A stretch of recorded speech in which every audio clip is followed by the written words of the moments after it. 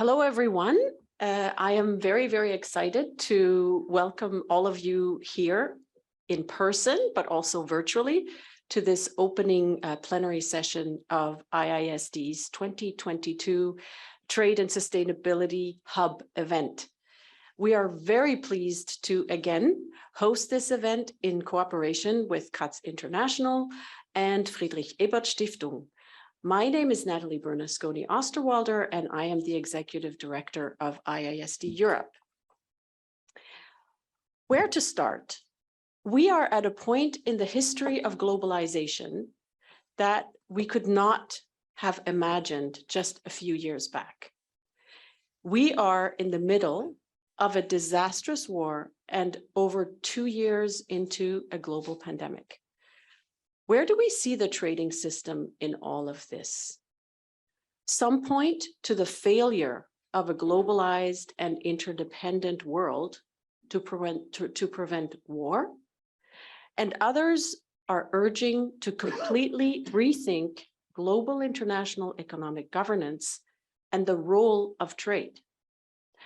Our discussions are taking place in parallel to the WTO's 12th Ministerial Conference, where ministers face the huge task of contextualizing negotiations on agricultural trade, fisheries subsidies, trade and health, and the reform of the institution itself.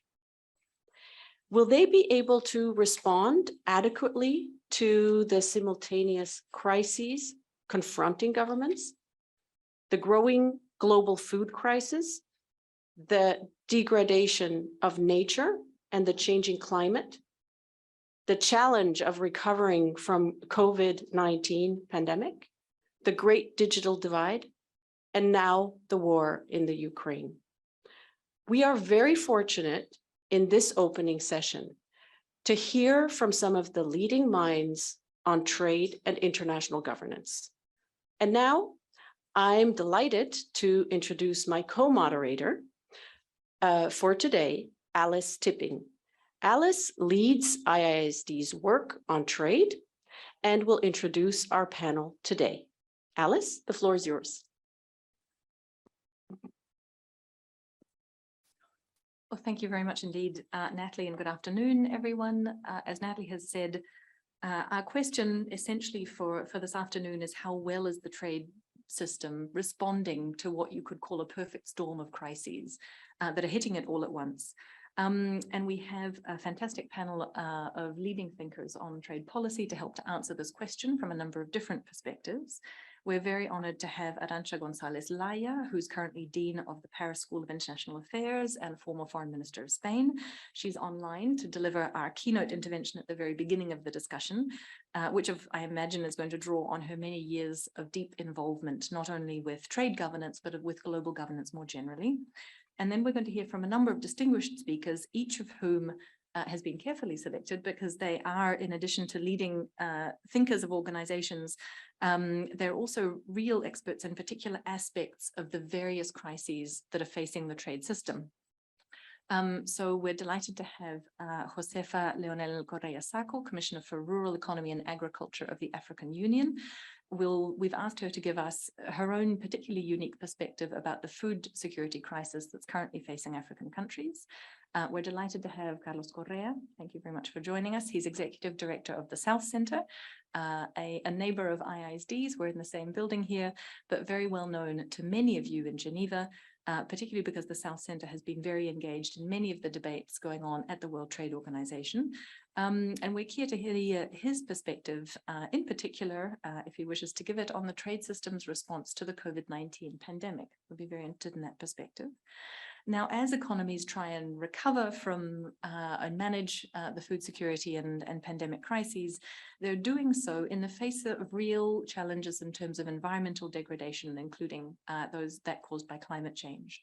So we're delighted as well, and I see him on the screen there, to have Tancred Voiturier, who is a senior research fellow at IDRI, currently based in Abuja, to provide his thoughts on the environmental pressures facing governments and maybe his sense of whether governments are using trade policy wisely to pursue particular environmental objectives. We're then going to change gears slightly and ask Mona Paulson, who is assistant professor at the London School of Economics and Political Science, about how the trade system is responding to, or perhaps being used to respond to, a newer but no less difficult crisis, which is Russia's invasion of Ukraine.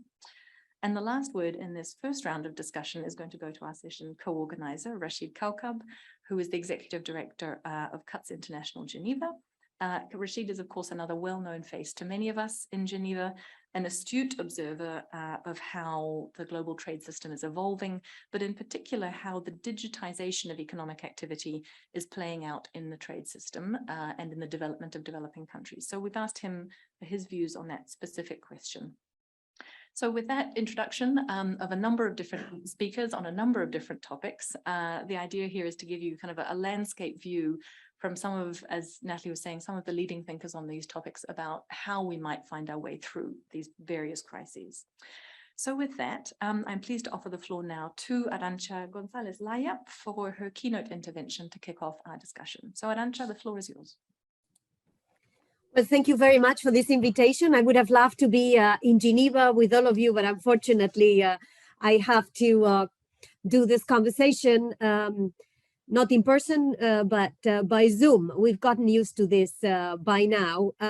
But let me start by saying that WTO conferences are an important moment, and we've been waiting for this moment for almost 3 years now. And they are important because this is the moment when the entire WTO family comes together to try to get a collective understanding of where the organization is, but more importantly, to look at where there can be results that they can deliver in the management of what belongs to all of them. And this is what the multilateral trading system is about. So obviously, the message that the WTO will send this week from Geneva will be very important to test the desire of the members of the organization to put us in the direction of global cooperation, understanding that no results would mean essentially that we will not be able to deliver efficiently for the expectations that our citizens have and for the crisis that we have in front of us. Let's say that the WTO was not doing very well in the past decade, and the reasons for that were structural. First, there was a change in leadership in economic affairs internationally, the emergence of new countries that maybe 40 years ago represented a negligible part of international trade that today represent an important, significant, I would say, part of international trade, and therefore whose participation, behavior, and cooperation with the rest of the members is essential to the management of international trade. There was a second structural change that has accelerated in recent times, and this is technology. It's changed the manner in which we produce, but it's also changing enormously the manner in which we trade and the manner in which we work, all of them having profound impacts in our productive structures. The third structural change had to do with how countries could manage the transition, all these structural changes, and some, frankly, were doing better than others. And there, where the management of the transition wasn't good, we could see reactions from the population resisting the change that technology represented. We've also seen a structural change, and you've just mentioned it, Alice, and this is the change of our climate, our environment deteriorating with figures showing that we are not keeping to the promises that we've been making to keep the temperature on the Earth, the temperature increase in the Earth below a certain level. Now, all of this was what was happening, and it has seen an incredible acceleration in recent times, I would say, with three big events. One, the financial crisis in 2008, that was the major stress test on our capacity to provide cooperative responses. More recently, it has been tested again with a second major stress test during the pandemic. And now we are seeing an even tougher test with war in Ukraine, with Russia's aggression of Ukraine, that is bringing geopolitics to the center of the international trade scene too. Now, what we are seeing today is all of this, especially COVID and war in Ukraine, affecting all countries, North and South, East and West, with three big impacts that we governments have to grapple with. The first one has to do with finance, with stock of debt that is increasing, and with big difficulties for many countries, especially those that had a worse financial situation at the beginning of COVID, bearing the brunt of the deterioration in their fiscal accounts. Essentially, exiting COVID has been about spending and essentially responding to the impact of war in Ukraine is given increases in fuel, in food, in fertilizer prices, and given the acceleration of inflation, is basically leading in the same direction, spend, spend, spend. So the first challenge that we face is an international community where a big part of this community is having enormous difficulties in just simply facing the increase in financing the situation for their citizens. The second is food and fertilizer prices that are increasing enormously due to a combination of factors, but war in Ukraine being a major one, given that Ukraine and Russia are big suppliers of grains, in particular to many countries where diversity or price increases are extremely sensitive for their population. And the third is fuel crisis, with energy prices increasing, again, affecting countries all across the world, some more than others, and in particular, poorer countries in a much bigger way. And all of this, again, against the backdrop of inflation and a deterioration of climate change. So I think the question facing the WTO today, and the question facing the conference today, but more broadly, the question facing all of us at the moment is how do we confront these challenges? What kind of responses do we provide? And essentially, there are two avenues, like in the past.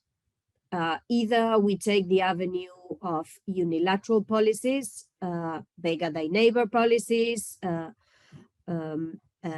aggression as the rule, or whether we take cooperative approaches. And this is essentially the question that members of the WTO meeting in Geneva this week face.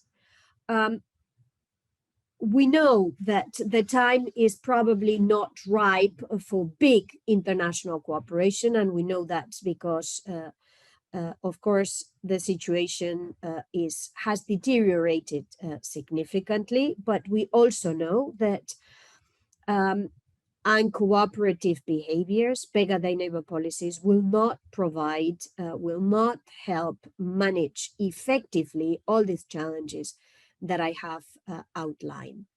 So the risk we are facing is essentially fragmented responses, the risk of fragmentation, more than the risk of deglobalization. To be quite honest, I do not see deglobalization in that technology, which is the main driver of our connectedness, and the connectedness of our economies continues unabated. But I do see the risk of fragmentation, the risk of fragmented responses that will not be effective, and not only will not be effective, but will also have a disproportionate impact on those that probably have less of an ability to respond to this multiple crises happening at the same time. So what I would hope for this week is that the signal that all members of the WTO send is that they understand that they've got a responsibility to deliver multilateral results, whether it's on an issue that is crucial for sustainability, such as curbing harmful fish subsidies, with a deal that has been in the making for over 20 years now, with the chance to deliver this deal now and comply with the commitments taken under the 2030 agenda, but also with a clear commitment to sustainability, with the possibility to deliver results on trade and health, on access to medicines, which will signal that they understand that the fight against pandemic has to be done in a multilateral manner, with results on agriculture and in particular on export restrictions on food, giving the signal, the signal that they understand that unilateral policies like export restrictions will only aggravate the situation. Obviously, this is what they face, and obviously not providing for results will also send a clear signal that they are weakening the ability to respond effectively to the multiple crises facing the international community. I do hope that, as the Director General of the WTO mentioned yesterday, members will be responsible and will deliver positive results on fish, on food, on medicines, and that they will also open the way for the changes, the reforms that are needed in the WTO. Let's face it, there are also structural reforms that are needed, reforms that will build also a system based on fair trade that will help fight against unfair trading practices, and that will put trade against as a means to deliver for the well-being of citizens and for a more sustainable world. So let's keep our fingers crossed, but more importantly, let's keep pushing all WTO members, keep them accountable for what they agreed to do when they signed on to the WTO agreement, which is make sure that trade works for people, for prosperity, and for planet. Thank you very much, and very much looking forward to listening to the rest of this conversation. Thank you very, very much, Arantxa, for your very insightful and critical view of the challenges that the trade system is facing today and the role of cooperative approaches and multilateralism.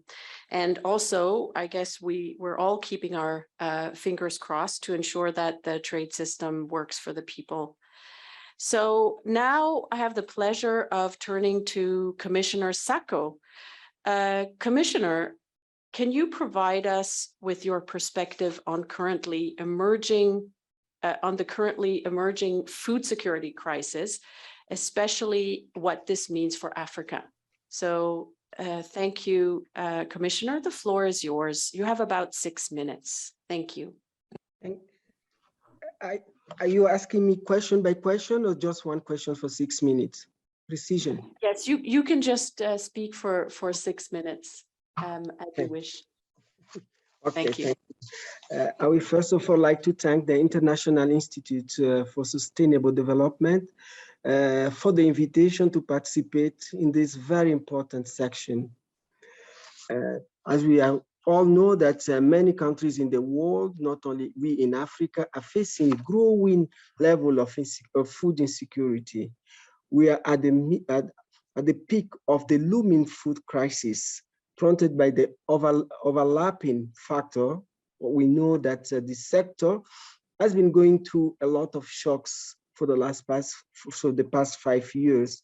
And we can name the conflict in Africa, the insecurity, peace and security issues on our continent, the climate shocks we have been having droughts and floods all over Africa, desertification, deforestation. All these are factors and that multipliers that are really increasing food crisis on the continent.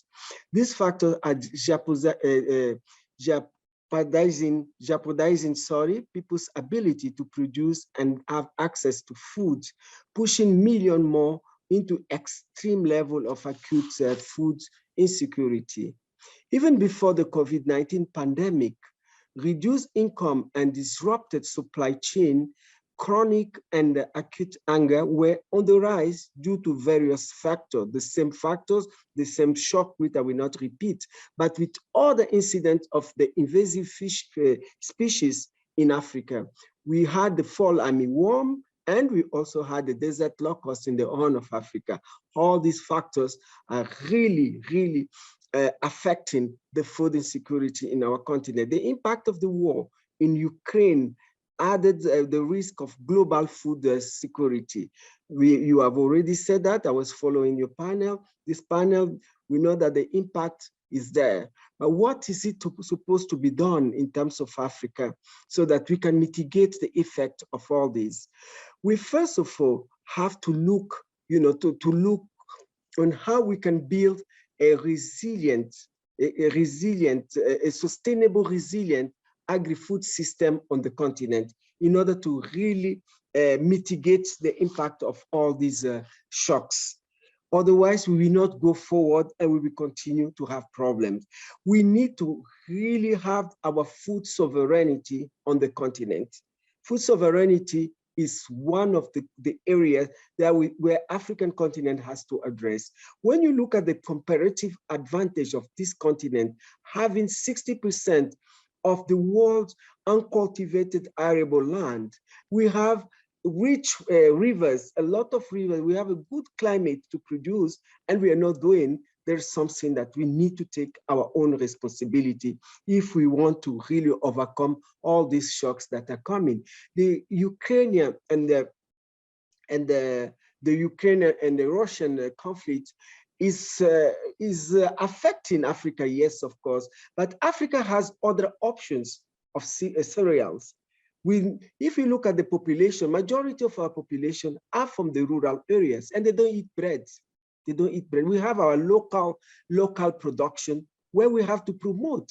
We have a teff here in Ethiopia. We have fonio in West Africa. And we have also, we have cassava. If you go to Brazil, the most delicious food that we eat is the cassava bread. So I think we need to start, changing the narrative of import, because Africa is an import country. 35 countries in Africa are net import of food, which we need to really step down. 22 countries import fertilizer, both from Russia and Ukraine. And at times, the 22 countries. So we have to reduce the rate of our importation. This will exacerbate hunger already faced by millions of people around the world. If we can have our own local production, if we can have our own food sovereignty, that is the way forward for our brothers from Africa. We are facing a perfect storm that is not just going to hurt the poor and the poorest of the poor, but it is also going to overwhelm millions of families who until now barely managed to keep their heads above water. So we need to have a change in Africa. We have our own program, which is the program CADEP, the Comprehensive African Agriculture Program.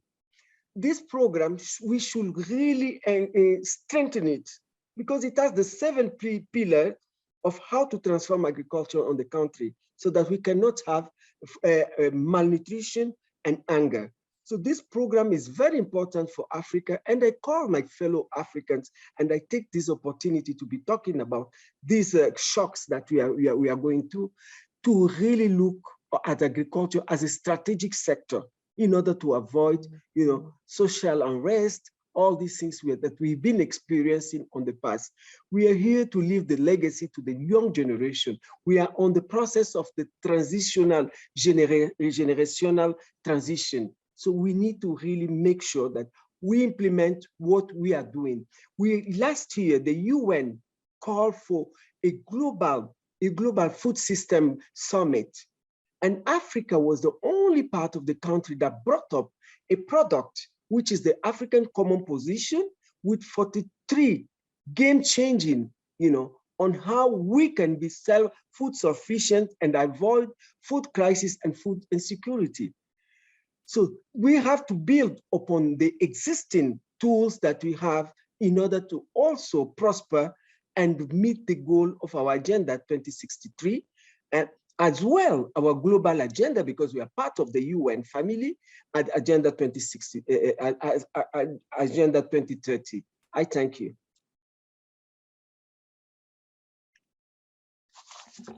Thank you very much, Commissioner. You've really given us an extremely clear and forthright response, and actually a very passionate one for your continent. And it is very clear to us that the trade system needs to do more to ensure healthy and nutritious food is available for those who need it most. And you also mentioned, the food security and the independence, the very interesting approach to food sovereignty, and thinking about other options of cereals. I thought that was extremely convincing and passionate. So thank you very much for your intervention. I think, when facing these global challenges, the trade system really has to help governments to act together and resolve them. And we already heard this earlier from our keynote. So I would now like to pass the floor to Dr. Correa and just ask you, how well do you think the trade system is doing this? I really look forward to your perspective. Professor? Well, thank you very much, Natalie. Thank you, IISD, for the invitation to the South Center to participate in this meeting. Also, my appreciations for the way in which you developed the program with all these crises that the world is facing, but in particular hitting so hard in developing countries. I wanted to address in particular the issue that was part of this program in relation to the response of the WTO in the area of health, and which were the main tensions that dominated the debate in relation to the WTO response in the area of health. As you know, these tensions express themselves mainly in two processes. One is the adoption of the declaration on the WTO response to pandemic. And the second one is the response to the request of a waiver for trips that was done by India, South Africa, and sponsored by many countries. So let me address briefly these two areas. The first one, the declaration. As you know, there is already a text for the declaration, which is just that. It's not a decision that will make changes. Clearly, one of the paragraphs of this declaration says that it will not change, it will not alter the rights and obligations of the members. It is paragraph 29. So the declaration is crafted in wording that you can look at, which makes reference to members encourage, members take note, and members recognize, members will endeavor, members underline, so on and so forth. The stronger language, in fact, in this declaration is found in relation to two issues that were of particular interest to developed countries. One is a commitment to transparency. The European Union was very insistent on having something on transparency and increased notifications in paragraph 5. And the second stronger wording may be found in paragraph 8 in relation we intend to exercise due restraint in connection with export restrictions. That was one of the main divergences in discussion about this issue. As you know, some countries adopted export restrictions in order to protect public health at national level. And this was one of the main areas in which tensions arose during the discussion of this WTO response to health. But then let me say that solidarity has been mentioned in many UN resolutions. Cooperation was mentioned.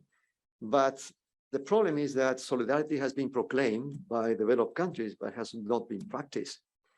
And this has been quite evident in relation to the COVID-19 crisis and the extent to which vaccines were not available to many developing countries as they were available to developed countries. So if you read, for instance, paragraph 8 and paragraph 23 of the declaration, which is about to be adopted, I don't know where it has been adopted already.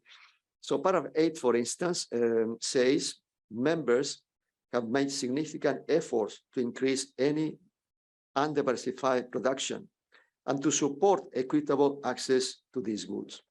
Is this really true? Did all members made efforts in order to ensure equitable access to these goods, including, it is indicated here, vaccines, therapeutics, diagnostics, and other essential medical goods? In paragraph 23, there is a reference that about the importance of understanding how WTO rules have supported members during COVID-19. Is this true? Really, all members supported, in particular, developing countries during COVID-19. So let me just mention in more detail some of the factors that created this tension. In the first place, there was an attempt by developed countries during COVID-19 to further liberalization of goods and services. So this was seen as an opportunity to further liberalization, which, as we know, is not necessarily in the interest of all developing countries and least developed countries. Secondly, there was a promotion of the trade facilitation agreement, which favored generally exports from developed countries, given the major imbalances in the capacity to implement this agreement. Thirdly, there was this attempt to curtail the right to apply export restrictions, which were essential in some countries just to respond to local needs. And this was evident in relation to the supply of vaccines on the one hand, but also more recently in relation to food security. Fourthly, developed countries kept protecting intellectual property, as we know. There was a request of a waiver, already mentioned, by India and South Africa. And we have now under discussion is a text which is not really a response to that request. It's something else. Is some little, a very small waiver in relation to exports in the context of Article 30 of the TRIPS agreement. It's not a real response to the waiver as it was requested. It is too little, too late. It has an important element, and this is the recognition by developed countries, all members of the WTO, that intellectual property can be an obstacle for access to medicines and vaccines. But beyond that, as we know, what is actually given in terms of the waiver is not significant.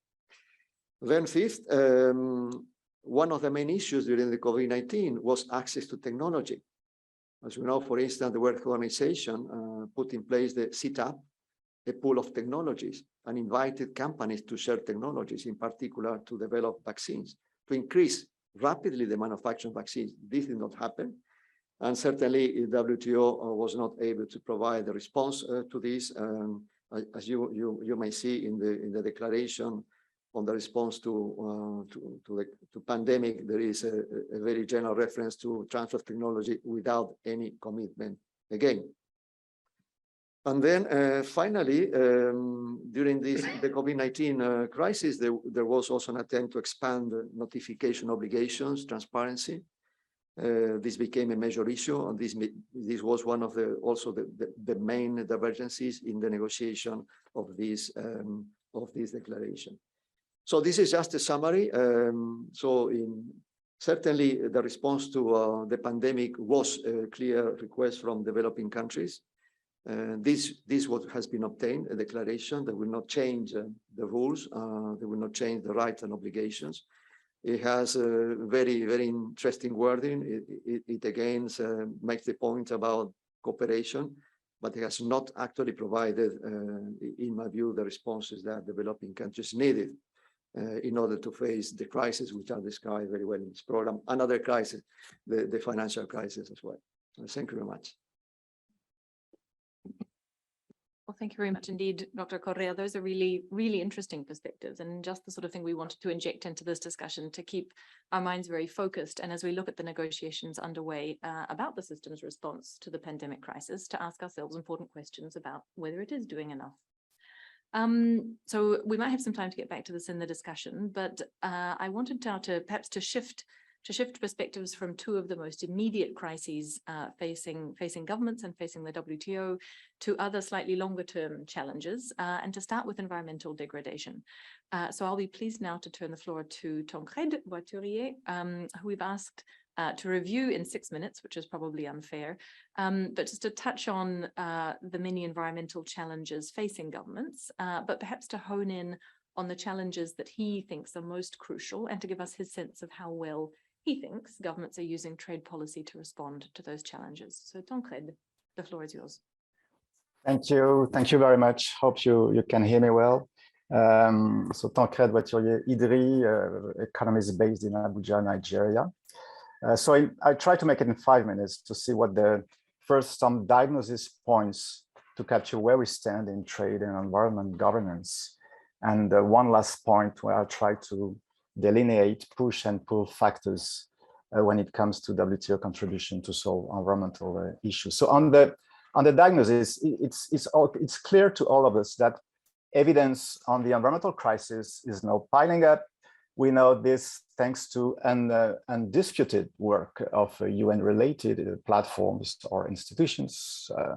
Let's mention the IPCC on climate change, IPBES on biodiversity and ecosystem services. We also have OECD, UNEP on global environmental issues at large, and some specific contribution as well from UNEP, for instance, on marine litter and plastic pollutions. But we know also the state of the environmental problems thanks to contribution from think tank and NGO-based reports. We all raise awareness and call for actions on specific environmental problems. And if I were to offer in a way the main takeaways from all these reports and to avoid you reading them, I would summarize them this way. First, most, not to say all, environmental burning issues we're facing are not strictly speaking environmental issues, but they do entail an economic dimension, and this economic dimension makes them so difficult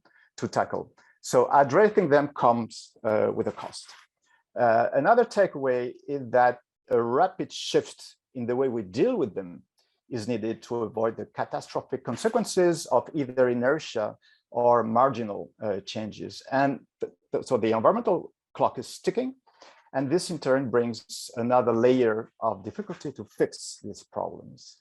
And last takeaway is that all levers should be activated to deliver the required change on time and at scale, which is an implicit call for innovation and experimentation and the use of very diverse solutions, including economic solutions, in particular investment, finance, and trade. So if I were to summarize this first point on the diagnosis, actually the diagnosis laid out report after report still holds, meaning that we're kind of facing a paradox being that the collective issues we must grapple with are of growing extensity and growing intensity, and yet the means for addressing them are weak and incomplete. So if we come to the means, we witness, I think, a very interesting and yet opposite move between environmental institutions and fora on the one hand, and economic institutions like the WTO on the other. Let me explain you a little bit. If we look back at history, starting with the Stockholm Conference on Human Environment in 1972, the politics of international environmental changes has been a dynamic process unfolding along two axes, horizontal expansion in the scope of the issues addressed, and expansion in membership as well, and a quest in the same time for vertical enforcement mechanism. So in this process, the environmental governance expands in scope and membership and try to gain teeth by mobilizing economic enforceable instruments like trade measures. And we can take the examples around us, in particular in Europe.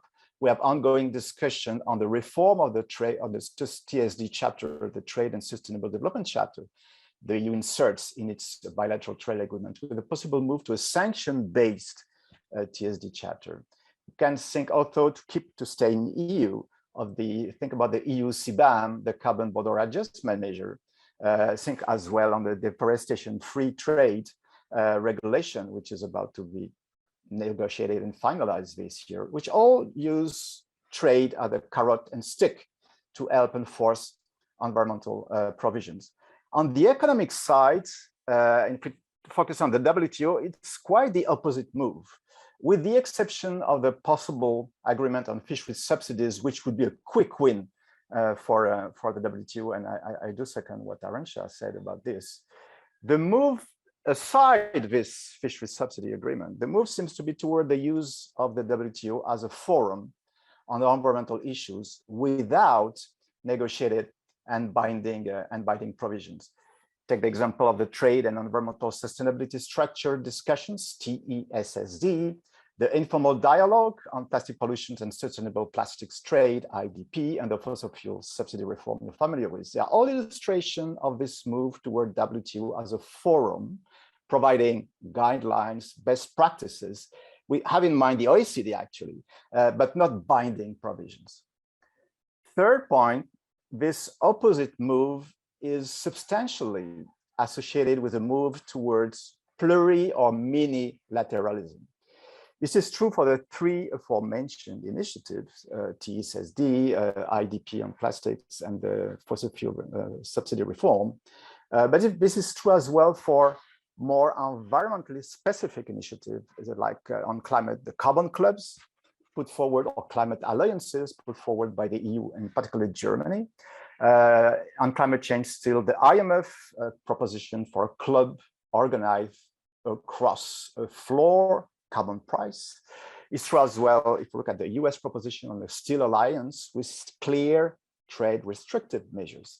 So, and the last example I could give is the ACC TSD, the Agreement on Climate Change, Trade and Sustainable Development, which was signed by New Zealand, Norway, Switzerland, Fiji, and Costa Rica. They're all club, pluri or mini-lateralism initiatives. So I think the question is, how do we make all these different pieces hold together, which in turn points to the following push and pull factors when it comes to the WTO contribution to solving environmental issues. A pull factor to start with, the proliferation of environmental initiatives with trade implications. True, demonstrate that trade and the environment do not compete one with the other. Yet it leaves open the question of possible competition or overlap between trade institutions on the one hand and environmental institution or fora on the other when it comes to setting common agenda and MRV system, for instance. Where is the right forum to talk about the trade dimensions of climate action and biodiversity protection, which are the two officially burning issues? And we all agree on that since 1992 and the Paris Summit. Of course, WTO can be a natural candidate, but I think some clarification is needed on UNFCCC and IPBES side, and much needed now. The more the WTO talks about the environment, like as a forum, the less environmental conventions talk about trade, and yet the more trade-related environmental measures pop up on a unilateral or minilateral basis. And I think it's time now to connect the dots on trade and environment initiatives and come up with a common doctrine, agenda, and action plan. And this is a pull factor as far as the WTO is concerned. I would say less WTO here and more clarity on trade on environmental institution size, which are much too silent about the trade space need.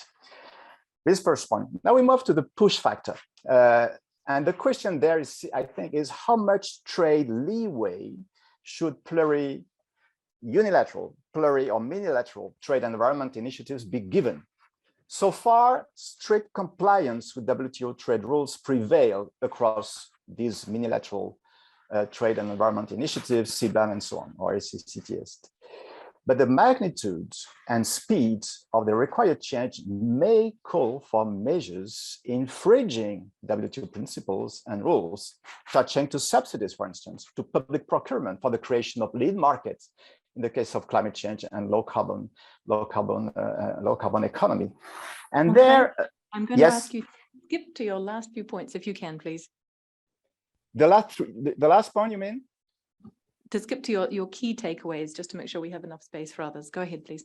Yeah, it's my last takeaway. So my last takeaway would be that we would need, a soft WTO becoming a forum cannot shirk the call for overhauling part of the WTO rulebook. So I would need there the WTO to anticipate this call for a reform of the WTO rulebook.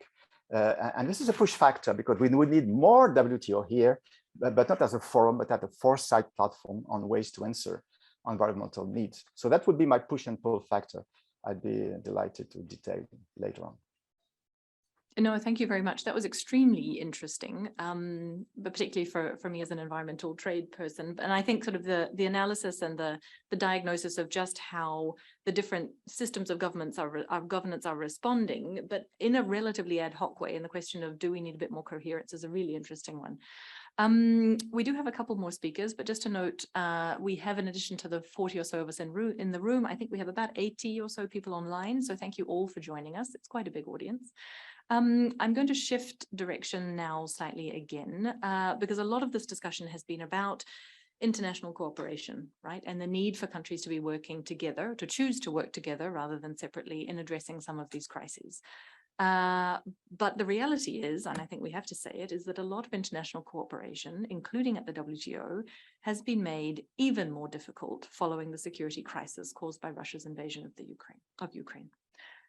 So we've asked a legal expert who's been following the WTO law and this particular issue for a number of months, Mona Paulson from LSE, to give us her perspective on this particular crisis. So Mona, please go ahead. You have the floor.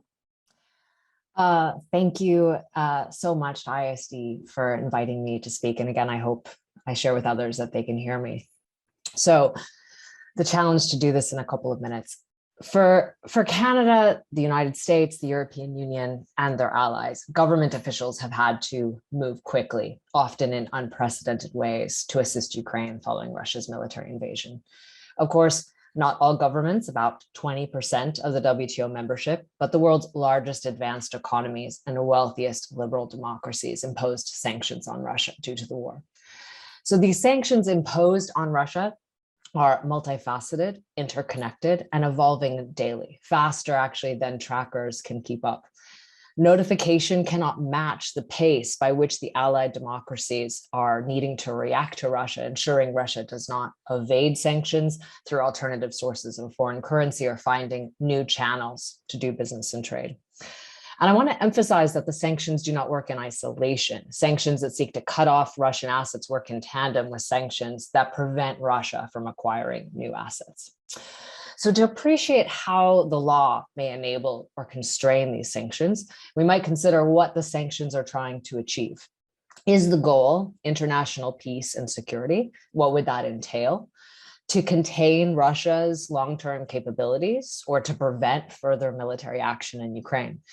So we need to appreciate that the shocks emerging from the war may not also have a specific end. There may not be a clear signal to shift from wartime to post-wartime.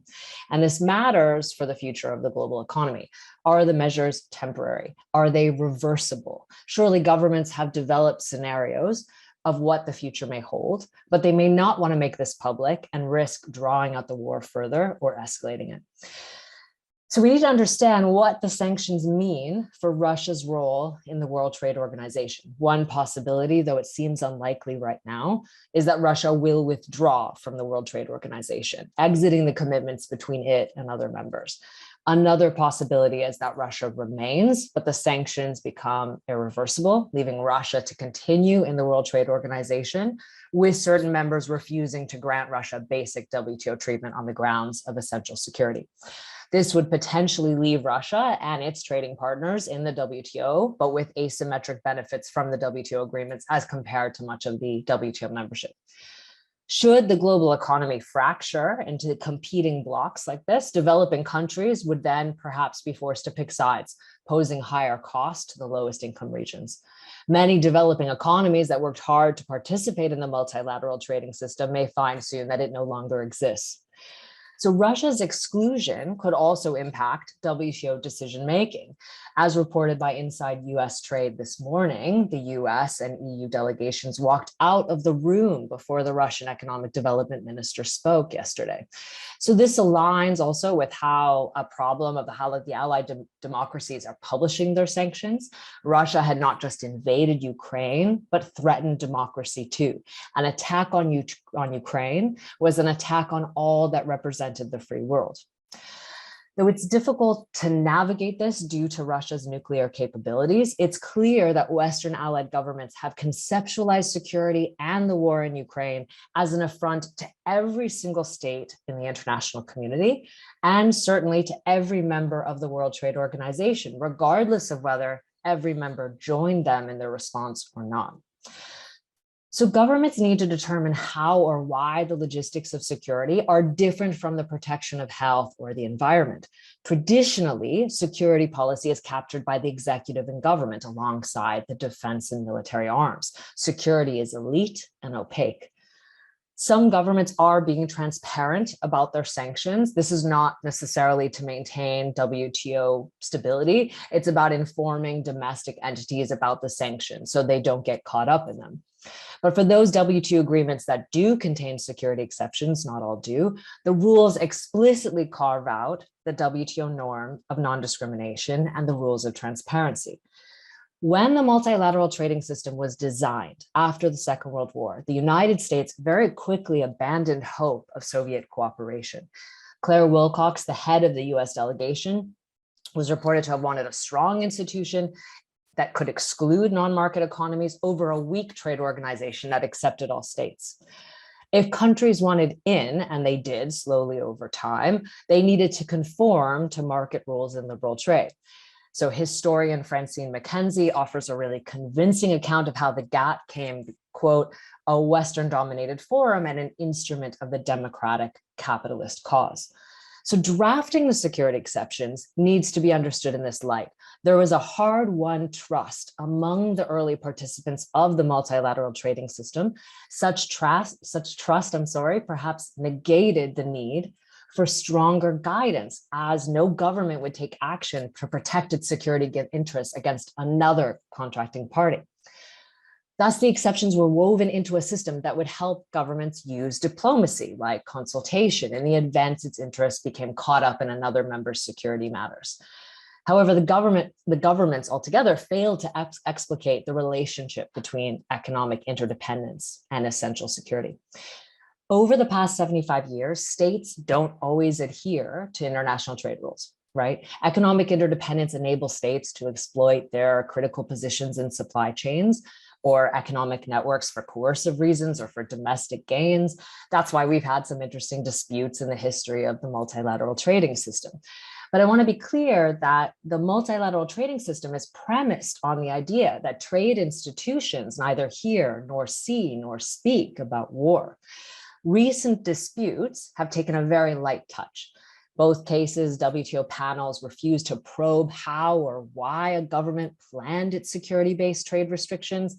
Aside from the dispute and acknowledging the existence of the measures, seeking to find that the measures were plausibly connected to security interests, the dispute settlement due to these alleged violations of the GATT really focused on catching blatant misuse, right? Mm-hmm.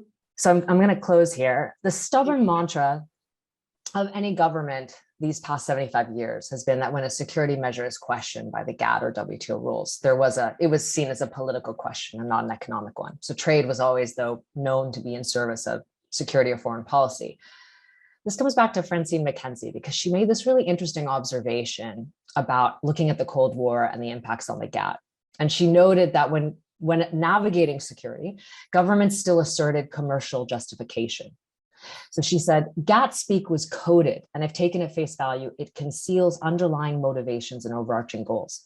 So the WTO architecture maintains trade and security as antinomies, yet states are increasingly asserting security to plan interventions in the supply and demand sides of their economy and impose restrictions on other governments. But they're no longer necessarily using GATT coding. In fact, governments may be avoiding trade speak. They're using security. So to sum up now, and I really am hopeful to elaborate, it's time for the governments to talk, and they have to talk a lot, okay? And the central reason is that they need to discuss and disagree about how trade and security now intersect. And I'll close there, and I can go on further in discussion. Well, thank you very much. Hopefully I did that there in the time. This has been very instructive, and for those who would like to hear all you said again, because there was so much information, we can of course listen to this to your intervention again after today.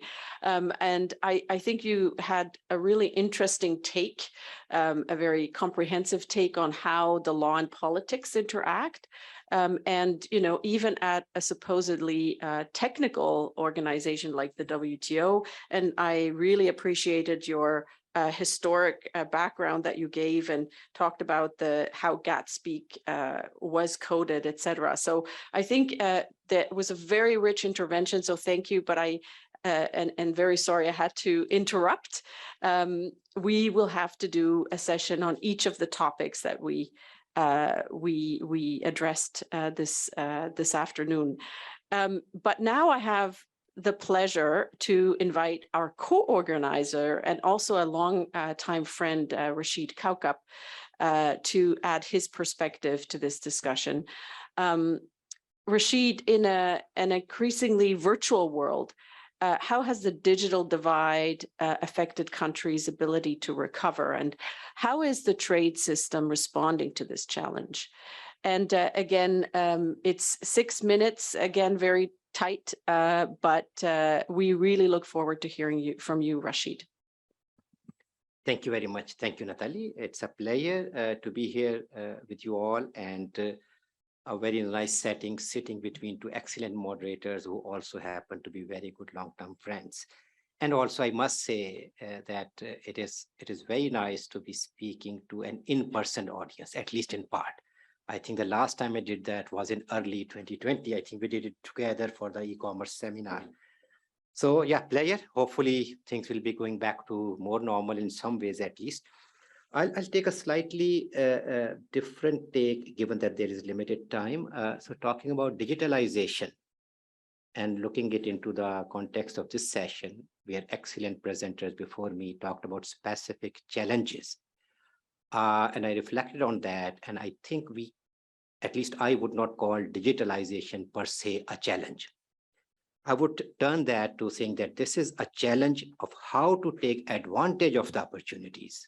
Digitalization does provide opportunities, a transformation, and there's a challenge particularly for developing countries, least developed countries, and even in certain parts of developed countries, the challenge is that are all able to take advantage of those opportunities?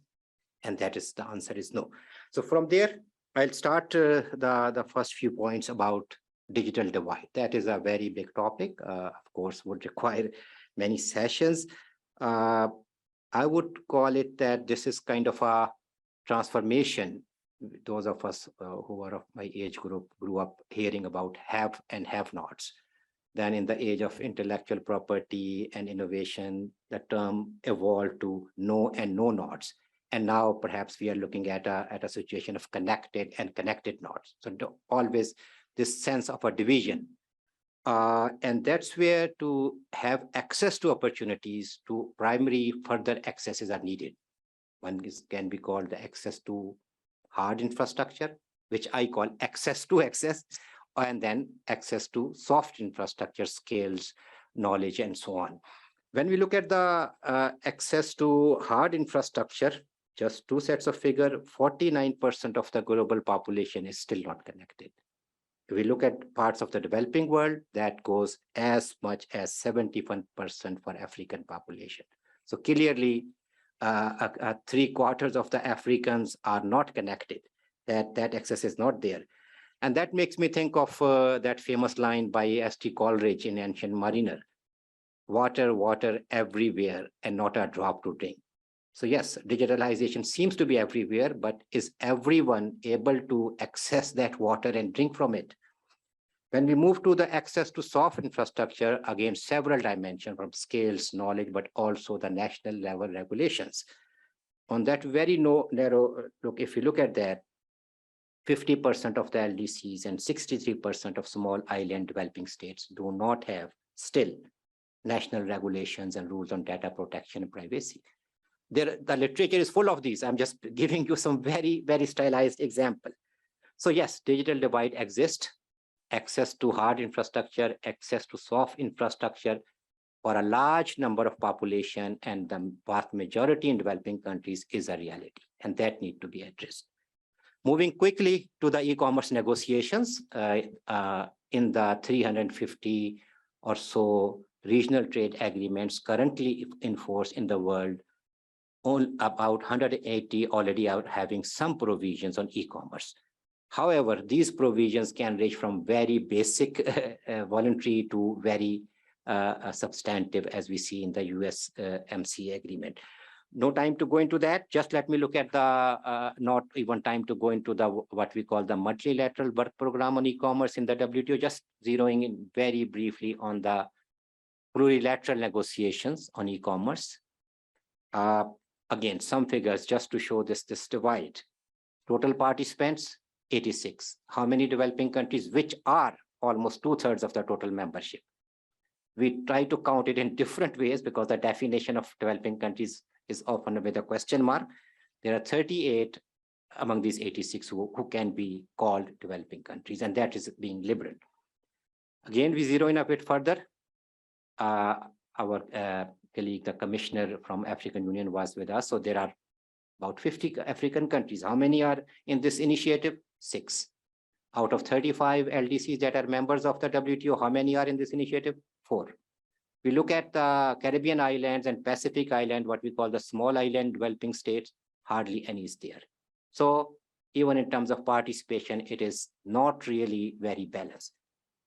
Even these 38 developing countries, are they all participating actually? And we try to count their submissions in this process, which is, I admit, is not an easy exercise because not all of that is in public domain. But it seemed that only about 10 of them have been making formal submissions and participating. So what does it show the picture? That even the water in the plurilateral negotiations are all being participating there, able to build their water tanks together, and probably the answer is not yet. So moving finally to the, okay, what do we do? What I call the creating balanced opportunities for everyone, i.e. providing water, this water that is there, which can and should lift all boats, how to make that happen. First, I would very strongly emphasize focus on participation, improving that participation. Can more developing countries, LDCs, states be brought in? Understand what are their concerns. These are capacity concerns, there are other issues. And then those who come in also, what is it that is stopping them by being there only in name? Unless they are there, they understand the issues, they present what do they want, what is of concern to them. The ultimate outcome is not going to be balanced, is not going to be good for all. It would rather, in the worst case scenario, the nightmare scenario, it would perpetuate, formalize the division between connected and connected nots. To focus on enabling issues, it is quite clear that before the developing countries, a large number of them could reach the stage of rules and their implementation, they need this access to hard and soft infrastructures, and that cannot and must not be ignored. So finally, this digitalization, the agenda and its incarnation in the trading system, whether we look at the regional, multilateral, plurilateral, if we are working towards a truly transformed world, a better, prosperous world with greater opportunities, then the agenda in the trading system for digitalization should be towards a unity and a united world, not towards a further divided world from have and have nots to connected nots. Thank you. Thank you very much indeed, Rashid, and thank you in fact to all of our speakers. That's been a really fascinating set of interventions. And if those of you who are in the audience are feeling like your heads are spinning slightly because we've covered so many topics in so little time, I'm not going to apologize, because that in fact was the idea. We wanted to give you with this session a good spread of expert perspectives on the many crises that are facing the trade system, and perspectives from these experts on how well the trade system is responding, or perhaps how poorly it is responding. But I hope you will forgive us, because there are follow-up sessions, as Natalie mentioned. So the rest of IISD's Trade and Sustainability Hub will in fact give you the time to go into each of these topics in a bit more detail. So after this session, we have a session this afternoon on food security. We will have one on environmental issues and the responses of the trade system tomorrow. And we have another one on the digital economy and the opportunities for developing countries and the challenges for developing countries in using the digital economy, in particular to recover from the pandemic, and that's on Wednesday. And for those of you who are joining us in person, we do also have in-person sessions here in exactly in this particular venue that look specifically at the Russia-Ukraine crisis and also at the perspectives that you can take to different aspects of globalization. So I hope this has been a useful kind of set of entrees to the very interesting crises that are facing the trade system. There's plenty, I think, to dive into, so please do stay engaged. Please join the other sessions. I'm conscious I have been looking at my phone because I have a hotline to the people monitoring the chat box. I see that there have been a couple of questions there, but I'm satisfied to say they've been answered by our panelists online, which is great. We do have one last question to put to our speakers, unless there's anyone who has a burning question that they'd like to put while you're here in the room. I have one hand up. Super, I'll take your question. Go ahead, sir. Yeah, thank you very much. But as you said, panelists will raise many issues, many aspects, and it's difficult to comment to raise any question about any subject. Yes, but let me maybe limiting myself only on one item. Yes, we're following a WTO ministerial conference now. And last week, ILO conference ended. And before that, there was a WSIS process in ITU Information Society process during 1 week. And before that, WHO General Assembly. And the next week, the meeting of Commonwealth member on trade. Yes, but I want to raise the institutional organizations and reform, as hopefully, yes, we will talk during the ministerial conference about WTO reform. It's very important, yes, to be serious on that, because reform international organization, we talk about that since more than 15 years ago. There is some reforms setting up in some international organization, but we are still in WTO. And we, two panelists, they talk about intellectual properties.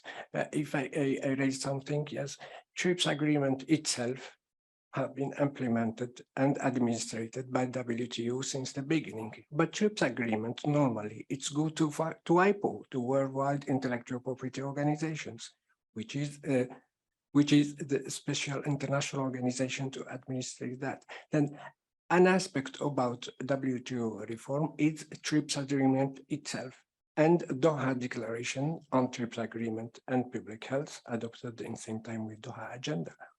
Thank you. Thank you.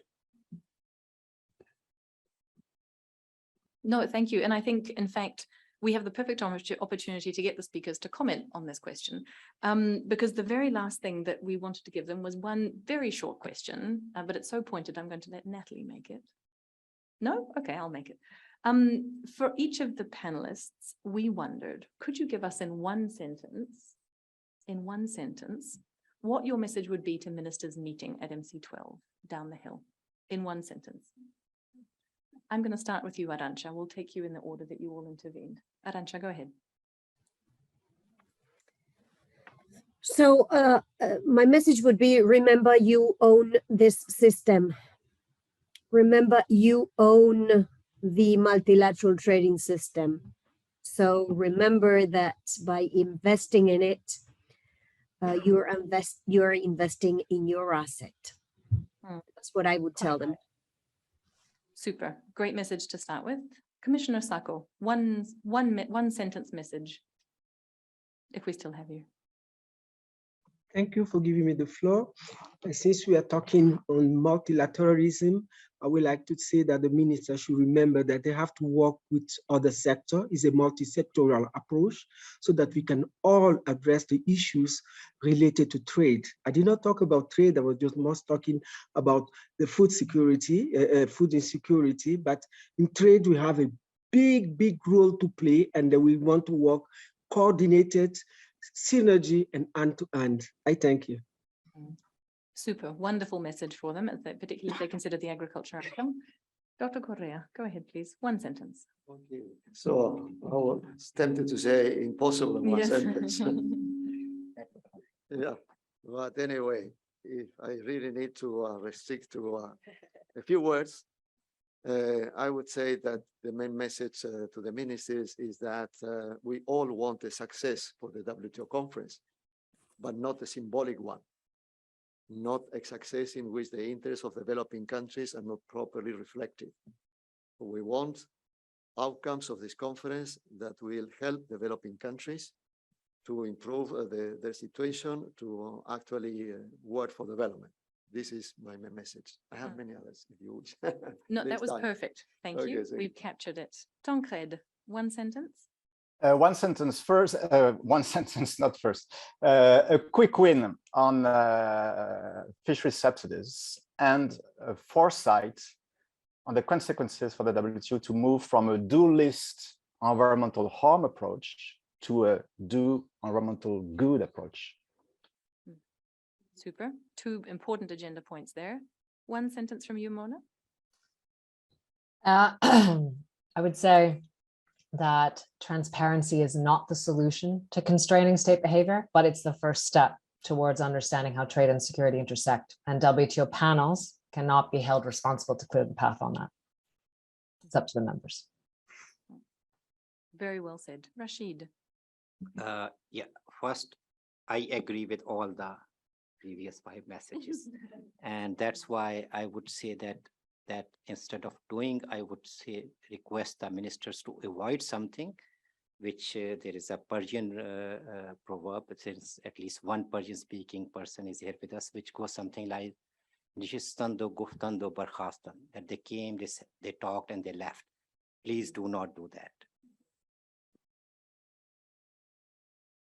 Well, I think we have had an amazing panel. Thank you very, very much to all the panelists in person and virtually, and also to the audience, again, who joined us online, but also here, which I can look at. It's wonderful to have had you over the past hour.